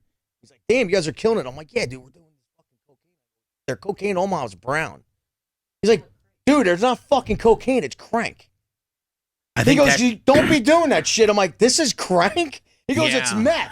Yeah, I'm like, are you? I think they would take a small amount of cocaine and then a large amount of meth and kind of like hybrid it, and it was called crank. Yeah, so my dumb ass, I'm like, what the fuck? You're like Breaking Bad. Yeah, I'm my buddy's like, dude, put that shit down. So then shit like that, and then I got. But it made you sell the shit out. I mean, oh my god! But then the guys got depressed after they came down, so it all evened out. Oh yeah, I mean, so you probably crashed, right? Yeah, everyone, all the guys. Because I mean, there's no energy drink or any bullshit that could take you on that. No, I mean, that's a whole other level of fuckery. They're crying. Now I'm a therapist. What part of the speaker scam did you meet your wife? And how the fuck did you meet somebody so beautiful being a speaker fucking scam salesman? So I get hooked on Vicodin. Okay. I'm doing it's 2 years. That started from a car wreck, right? Car wreck. And people don't know this, but it took me 4 or 5 days taking one Vicodin a night. I got hooked. Never really did drugs. So you're thinking one a night's what the doctor prescribed me, you know, as needed, and you know it helps my back, whatever the fuck. And it said like one every 4 hours. Right. I was too nervous to take that, so I took one every night. One a night. 4 or 5 nights. I remember waking up on the 5th night in Salt Lake City, going, "Oh, what the fuck?" I was agitated. So I took another one. Like, oh, I feel so much better. And off to the races. 30 a day. How many? 30. 25 a day. And so that probably, if I can predict, ended up a big chase. You were always chasing the pills because you're not going to get a doctor to write you that many, you know, that you need. I mean, because the most a doctor would write you would be 90 for you know, that would be 90 for the month. For the month. But you're doing that lasts you 3 days. Oh yeah. I mean, and so now you're chasing pills. So now I'm chasing pills while trying to sell the speakers, while managing the guys, and the guys were taking advantage of me because I was all Mr. Happy-Go-Lucky.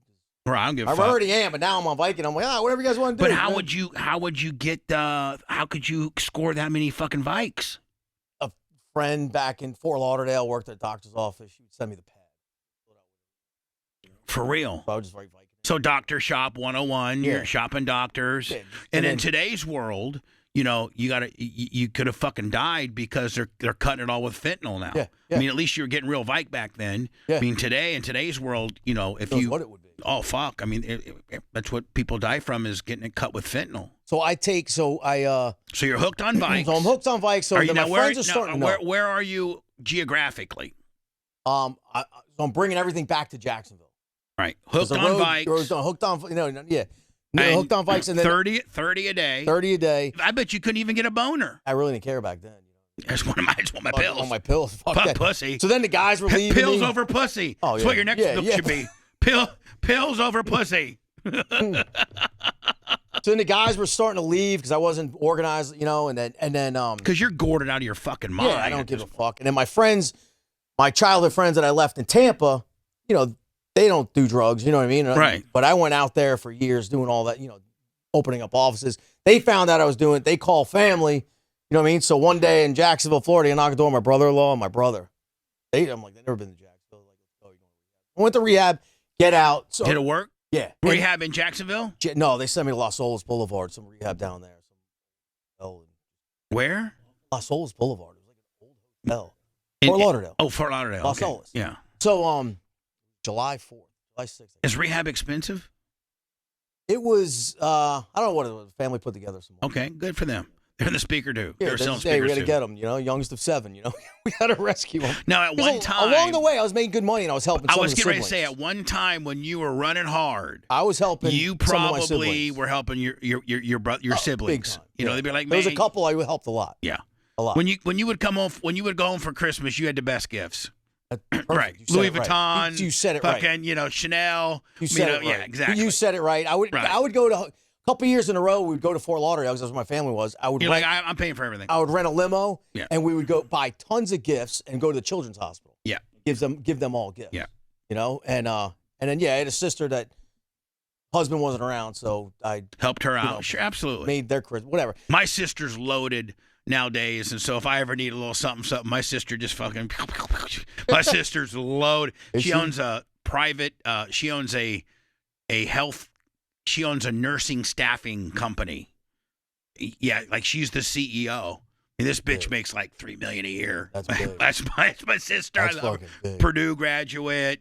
Fucking husband, 16 years younger than her. Bitch is fucking killing it. Love her. Love that bitch. Love her. Love her. Oh yeah. Even if you don't, you have to say you do. Listen, I'm not kidding you. I'm doing okay, but not nearly as good as I used to. Oh, but my fucking sister for Christmas, she'll put $3,000 in an envelope and just, there you go, Merry Christmas. Yeah. Just like, wow, fuck. It's just great. You got to give it back. Yeah. You got to give it back. Because we're gonna lose it. Exactly. We're fucked up. I Yeah. mean, I made $7 million a year one time.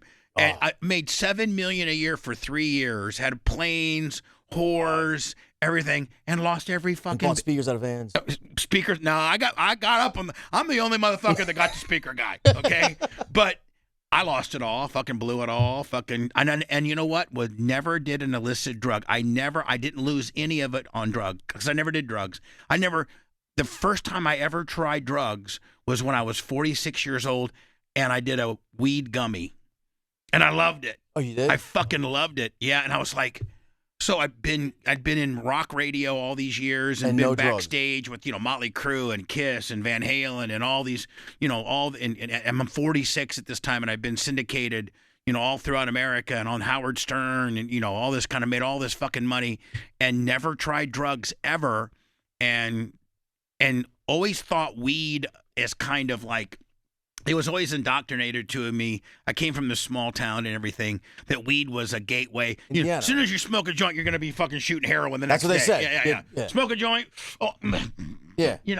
And that's not. So I did weed. No, it wasn't a gummy. It was these big balloons, volcanoes. Remember the volcano? Yeah. And you the weed would burn in this little thing, and it would put all the marijuana smoke in this big balloon, and it had a valve at the end of it, and you'd get a big hit, suck a big thing in it, and it wasn't like you didn't have to burn. I didn't like the joint burn. I didn't like the smoking aspect of it. I don't like smoking, so I got high on this volcano deal, and I remember I was 46, and I remember it just opened up my mind, and I felt so euphoric and shit, and I'm like, how can this be wrong? Like, how can this feeling be bad? Yeah. Crazy. So I dabble in marijuana in today's environment. I got my card, that I go to the dispensary with, but I've never done any other. I've never done cocaine. I did some GHB. we know that story, but I've never done any other drug besides weed, and it took me till 46 That's crazy to try it. So I lost good, mine though. on whores and planes and big ass houses, and that was a lot more than freaking making. I was making a lot of money at one time, and the publicity and being famous. You know what I mean? Yeah, it's cool being famous. It really is. Walk into a hotel. Walk into any restaurant in Tampa, and so every day somebody every day is recognizing you. Oh yeah, back in the day, as I get older, I don't really go out much, but and you don't pay for anything. The richer you are, and the more famous you are, the more they want to give you shit for free. Free truck, free. I had a brand new Chevrolet truck. Every 6 months, they gave me a brand new one. When you went to the Lightning game, you parked back with the players and walked in the back. I mean, Oh, God. Oh yeah. It was a the great Buccaneer games. Yeah, Buccaneer games. Park in the players' parking lot, walk through the tunnel. Nobody fucking. And then you got to remember, I was hanging for 15 to 16 years. My best friend was Hulk Hogan. So we were hanging and banging together. Wow. Now multiply my famousness by a million. I was famous in Tampa. That motherfucker's famous in China. That's crazy. So it was still, yeah. It was, yeah. And that's that. So you two together would walk. You go in somewhere and it would light up. It'd be fucking crazy. I mean, it would be insane. The stories. It was so. Yeah, I think my stories are crazy. You should be sitting here. It was such a no. The reason why I have you on is because every dude our age, how old are you, Craig? What am I, 55? Okay, so I'm 4 years, I'm 59. So every dude our age has encountered a speaker guy. We all have. Just if in your normal day-to-day manly life, whether it's going to the gas station or whether it's, we've all encountered speaker guy. And after I saw your podcast on Matt Cox, I'm like, I have a speaker guy story. I do. And that's a real speaker guy. And this isn't not only the speaker guy, this motherfucker owned the business to solicit the speaker guy. So I loved your story. And there was across the no one really has told a speaker story out, I don't think. Because people think they know the story, but they don't. But day-to-day operations, you're making good money and you're with these guys that sometimes I have guys work with me 15 years, you know what I mean? 10 years. But the funny shit that goes on is just it's like a bunch of carnies. Dude, I remember going to a kid's room. I'm like, come on, you guys, let's go. We're going out tonight. And they're cracking up. I see smoke. They're like, look in the fridge in a extended stay hotel. I open up the fridge. The kid is in the fridge with a bong hitting it. In the fridge. In the fucking fridge. Right. They took all the shelves out. And it's like, again, you guys were a bunch of fucking circus. Like the guy from Omaha said, the circus came in town. Dude, I had one guy, I sell him a set of speakers. He jumps over he goes to the bank. I'm in a bank parking lot. He jumps over like a little grass patch. This is so funny. This is shit we did. We had to make the day go by to make it. You had to laugh to make it. He jumps in and his foot gets caught. It was wet on his little patch of grass. He sucks. He's in a suit. He just came from, I don't know, Merrill Lynch or something. I pitched him at the bank. So and his foot gets stuck. Was he going to the ATM to get your money? He was on his way to the ATM to go get my money. You know what I mean? I sold him for $300. And he's like all dressed up. He's literally looks like he's a Merrill Lynch guy. He takes his foot out of the ground, and his shoe is gone. And I'm like, fuck, dude. There's all mud on his shoe. And he's trying to leave. He can't find it. I'm like, fuck, I want my money. I want my $300. Yeah. You know? I'm like, dude, don't worry about it. Let's just go in there. So then he goes to the ATM. I go, the ATM's right there. Just you don't even have to go in the bank. So then he goes to the ATM, and I'm like, I want to make this motherfucker go in the bank like this. So I'm looking at my van partner. With one shoe. With one shoe, Willie. With mud all over it. Right. So I'm looking at my van partner. I'm like, dude, it's faster inside.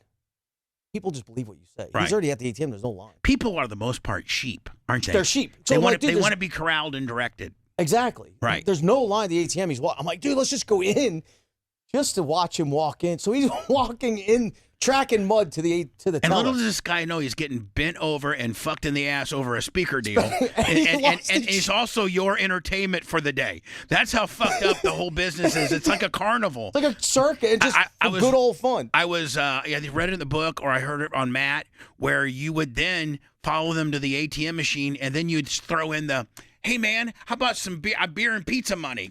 All the time. We'd make an extra. I know I got $300, but can you make it $330? No, make it $340 because me and my boy got beer and pizza tonight. Yeah. And they would go. They're in it right before they do it because you make an extra $400 a week. Well, yeah, just get beer and pizza. I don't even drink beer. I'm like, dude, put an extra 30. Because when they're out there hitting that keypad, it doesn't really register that, I can either go 300 or I can just go 340. I mean, it's just you would literally suck them dry, wouldn't you? You would take their last fucking dollar to the point where you would follow them to the ATM and throw in the beer and pizza gimmick. And if you saw a little, 30 each. Me and my boy. Yeah, but we wouldn't follow them to the bank. Once they agreed, we'd throw them in the speakers in their car. And you didn't ask questions. You just open up their car door and get in. Right. Like your best friends. Yeah. And then I remember you telling Matt Cox that sometimes you would get in the car with them to go to the ATM. 99% of the time. Yeah. Because you don't want them to think about it. Right. But like, hey, man, we got to go to the ATM. And then you start talking about chicks. You start talking about anything. CDs in their car, fishing, whatever. Oh, you got a YouTube CD on it. I love fucking Bono. That motherfucker. My favorite band. Piece of shit, Bono. You fucking hate Bono. And then they go to the ATM, and that 340 is just as easy to hit as 300. But you had to get them right when they were getting ready to punch it in, didn't you? Yes. Hey, man, how about a tip, man? We got to do some beer and pizza tonight, bro. Come on, man. The guy's feeling good. He thinks he's got $1,200 a liquid cooled polymer. What do you call it? Polypropylene. Polypropylene fucking speakers. And he's gonna go to his wife and say, "Baby, I got these fucking speakers, man. They're gonna hook them up." And what was the average lifespan of those speakers? I see comments now after Matt Cox thing. I paid $300 25 years ago, And they're still they're running. still booming. Would it just be luck of how they were made? Like they It's were, like when they're just bumping them out. They're just pushing them out. They're Right. just pushing them out. Most of them work. 99% of them work, but once in a blue moon you get one. They just didn't work $2,000. Now, what about Steak Guy? The what? Steak Guy. I didn't know them. I didn't. But you're same familiar shit. with Steak Guy, Yeah, aren't you? yeah. The guy that's got the white freezer in the back truck, and he's like, "Hey, listen, I work at a butcher shop, and they just did half a cow, and I'm supposed to deliver this to a customer, but they could only fit half of it in their freezer, so I got another half cow here, and it retails for $8.50." And those steaks weren't bad. They weren't fucking. But here's the thing: they were never graded. U.S. like there was never a grade to them, and really, if they're not graded by the USDA. You don't really know what the fuck Where you're it's eating. coming from? Yeah. What part of the body? Yeah. Like their Monaco or their New York strip might have been just some fucking hamburger meat thrown together. But that was now what other? So we know obviously the speaker scam that's morphed into the speaker scam is now probably morphed into a little bit more of a home entertainment kind of deal. Yes. Is that what they're doing? Yeah. And I got to think that it's probably like one big box and it has everything in it. Yeah, with the projector and you get the big box and you get the screen, 72 inches. What do you think the Craig Rileys are buying them for, and what do you think the boys on the streets are selling them? It's been so long, I don't even know. But I'm sure it's still the same thing. It still goes on. I'm sure they get just as much money. And so, if these guys do it right, though, get an office. Stop working just by waking up every day and doing it yourself. Their Steak Guy, which he's not nearly as glamorous. Your Speaker Guy, which you were. And then what other ones over the years have you heard that of? I've seen? Roses. Now, what does that go? They would go. I remember seeing them. They would, in Salt Lake City. They would go, but they were all over. I've seen them in Fort Lauderdale. I've seen them in Scottsdale. Rose Guy. Yeah, they had a warehouse with a big refrigerator, and they would go out and go office to office, sell roses. I didn't know their pitch. I didn't go out with them. That seemed like a way harder. Pictures were big. You ever see pictures? Pictures. Pictures for your house. Yeah. You know? Like of a waterfall or something. Yeah, waterfall. People would have a trunk load of them in their van. Now, are all those like the little side stands that you see on the road that like rug guy? Yeah. You got rug guy, maybe picture guy, right? Yeah. So have you seen those rugs that they try to sell you? Yeah. I'm sure that's a whole big. People, yeah, it's just almost the same shit as selling them in Walmart or Best Buy. Right. We're just pitching you different. Well, I mean, the speakers that they're getting at Best Buy, as soon as they turn them on and they're not spring loaded. They're not spring loaded. They're not liquid cooled. You can get your money back. And they'll warranty them. Yeah. Ask those guys with baseball bats in Gainesville how good of a fucking warranty system you had, you're running to Gary, you're not getting it all. Right. Did you ever encounter a guy like me when I told you my story that you gave the money back? No, I don't think I did. I heard on Matt Cox that you sold to Tommy Morrison when he had HIV. Tommy Morrison, you said that he had a fucking wad of cash like this. The boxer and he was on the guy was from Texas or Arkansas or something. And he got tested for HIV and couldn't box anymore. Yeah. And he said he's like, I don't have HIV. Everyone's saying I have HIV. Meanwhile, that's what he died of. Yeah, I know. Yeah, but on the street, he's telling me as I'm selling speakers, but I had never seen a knot of cash. I've seen some knots. Was he jacked? Yeah, he was still jacked. Right. At the time. But I've never seen a knot of cash. I've seen knots of cash. This one was like just hundreds, like out of his duffel bag. And he bought some fucking speakers. Yeah. He also sold to a Buccaneer too. Yeah, I sold a Buccaneer. To a Buccaneer. Redhead guy. Redheaded guy. He was going to school in Gainesville for a law degree. Mm-hmm. Nice guy. Yeah. And then we saw him on the field. And the only reason why we're not saying his name is because he's an attorney. Yeah. And hard telling what the fuck he would do with it. He was a nice guy. He was a good dude. But we even saw him on the field. And I'm like, how do you like them speakers? And he's probably like, you lucky I can't get out of this fucking uniform and whip your ass because they blow it up, motherfucker. Any Jaguars you ever sell Tons of Jaguars. Tons of football players. Because football Juvenile, the rapper. Yeah. We sold him. Right. I sold him. I was by myself. I sold him. Went on his bus. They're all smoking weed. Cool as shit. Nice people. What's his name? Charlie Sheen. Oh, winning. I didn't sell him, but Charlie Sheen. We send one of my guys in Scottsdale, Arizona, one day to go get tires put on one of the vans. So he comes back hours later at Discount Tire. He comes back hours later. He's like, "Hey, we're hanging out with Charlie Sheen tonight at the strip club." I forgot the name of the strip club. I'm like, You know what I mean? You're a flea. You know? And Charlie Sheen was hooked on everything. I mean, he was on every Coke, fucking. And he was there at Discount Tire by himself in the lobby, and just talking to my guy. My guy's got a missing tooth, and I'm like, you set up what so we're like, all right, whatever. Even if he's not there, let's go to the strip club. Right, you're thinking the guy is fucking, like, full whatever. of shit. We go there to the strip club, in the club, and Charlie Sheen gets up, Phil, my man. And I'm like, and he's with Slash and a bunch of other guys. Right. I'm like, what the fuck? I'm like, this is going to be the best night. Strippers ever. That I'm not famous. Charlie Sheen, you've been there. I haven't seen any of this in my life. I'm just speaker guy, but I'm fixing to have a good time. Yeah, I'm like, what the fuck for Phil? Phil. From dumbass one tooth Phil. Phil. He befriended Charlie, and we're in like a motherfucker. Dude, I'm like, oh, and I'm with my buddy, and I'm like, from back in the day, and I'm like, oh my god, this is gonna be the best night. So we hang out. He's like, come on, you guys, let's go back to my house. Slash is there. I didn't talk to Slash. Charlie Sheen's walking out with Phil. Arm around him, and I'm like, what the fuck is going on? Phil looks like Joe Dirt. Right. And I'm like, seriously, he did, with black hair. You get a mullet. And we weighed like 90 pounds. And we're going there, and right before they were at a big van waiting for them to get in. Right before we were getting in the van, we're ready to leave our car there, get in their van. We don't care. This is going to be the craziest. We're at Charlie Sheen. Slash is there. Right. And the dude, one of the guys, his bouncer, his right-hand man, whipped out like $500. Go here. You're not coming back to the house with us. Go party. Go. Gave you $500. Go back into the club and fucking blow it. So we went back there to the club. We're hanging out. It worked out perfect. Some chick, some stripper, hot ass stripper, comes up to me. He's like, "You know Charlie Sheen?" Like, yeah, that's my just boy. Fucking with him, man. I'm like, "That's my boy." I don't want to go back to his house. The night's still young, you know. Right. Fuck, that's my boy. And shit. Yeah. And she just saw you with him, so like, so she thinks her boy. Yeah. So she was my girl that night. Yeah, in my apartment. Yeah, fucking speaker. Meanwhile, you're just lonely ass speaker guy, but you're getting some Charlie Sheen residual ass. Yeah, I love it. I'm like, this is like getting famous ass. Because I'm famous. I'm not even famous. It's called the rub. You got the rub. Is it? Yeah, it's called the rub. Is that what it is? I get the Hogan rub all the time, man. Oh yeah. What is scraps? No, just it's the rub, meaning like you're with him, so his fame rubs on you. You're getting the rub. Oh, but you're famous too. So. Well, I mean, but when I'm not Hulk Hogan famous, okay. So you get the rub. Yeah, you get the rub. So I got the rub. So like pro wrestlers, when they would wrestle Hogan, they'd get the Hogan rub.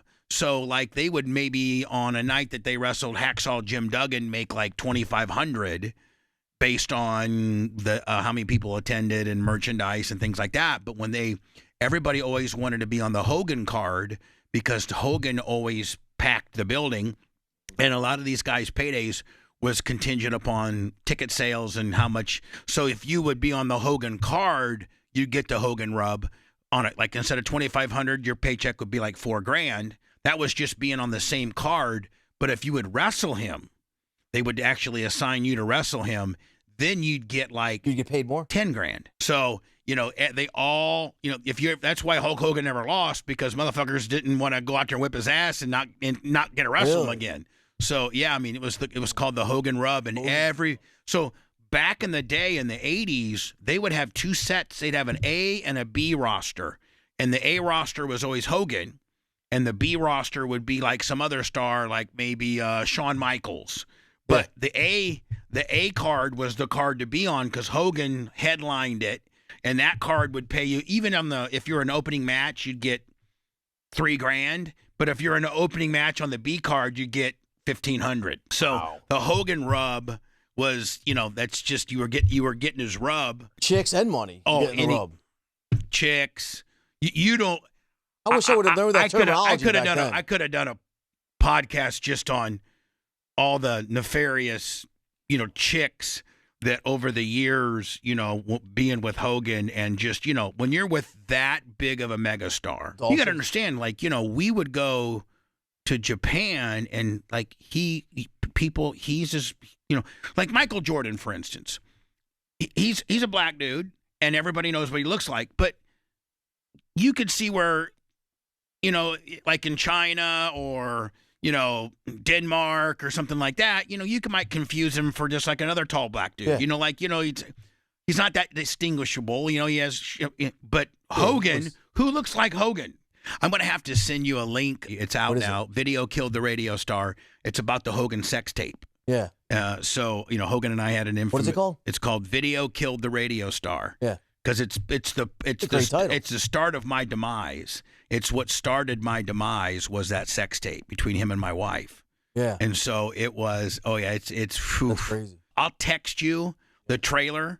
And you can mirror it up on your wife. Probably is more technical than you are. You picked that up right up. Yeah, you picked on that. I can send it to you. You send it to her. It's exactly the way it is. It's not appropriate for me to have her number. I'll send it to you. You send it to her, and she'll mirror screen it on your TV because I can't figure it out, but my girl can. And I'm sure it's just like that for you. You're electronically retarded, and she figures out everything. Since I met her, I say I'm hatched.